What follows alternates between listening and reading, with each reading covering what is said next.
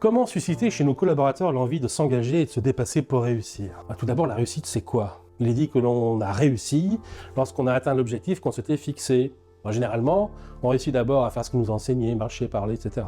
Et puis, on réussit à des examens, à des concours d'entrée, dans des institutions dont on obtient le diplôme, le sésame pour l'emploi, et la liberté que procure le salaire qui va avec. Ensuite, il ne nous reste plus qu'à dégoter le poste qui nous mettra sur les rails d'une belle carrière et d'une ascension sociale pour une vie considérée comme réussie. Parfois, ça fonctionne bien, comme pour ce garçon, plutôt doué, dont le père envisageait qu'il intègre une grande école prestigieuse, ou à défaut une école de commerce comme lui. « Mais papa, je veux pas être ingénieur, je veux être ingénieur informaticien !»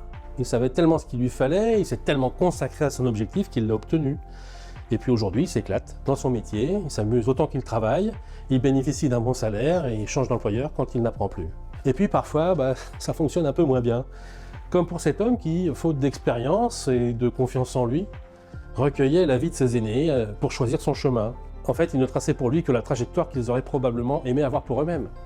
Et de ce fait, pendant longtemps, il n'aura jamais été vraiment pleinement emballé par son travail. Et puis, quand il fut remercié à 50 ans, au milieu de la tempête émotionnelle qui brisait tous ses repères, il ressentit comme une délivrance. Il a été contraint à prendre du recul et puis poussé à réfléchir.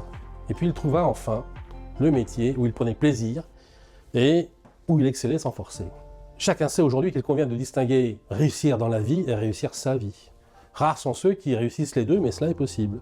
Il n'est jamais trop tard pour changer.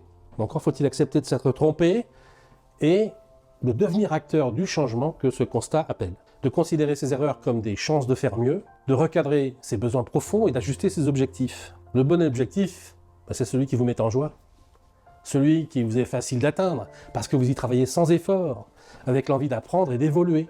Même les tâches les plus ingrates participent à la construction d'un meilleur futur. Parfois, le travail est juste alimentaire et le salaire juste complémentaire, mais il n'y a pas de honte à ça. Il n'y a pas de sous-métier, nous disaient nos anciens. Il suffit d'en découvrir le sens et que tout le monde le comprenne aussi. Du sens et de la reconnaissance, voilà ce qui nous manque le plus aujourd'hui à nos métiers pour qu'on s'y consacre à nouveau avec plaisir, plutôt qu'on s'y investisse, consacrer, investir, par la seule nécessité, s'investir par la seule nécessité. Travaillons plutôt pour évoluer que pour survivre.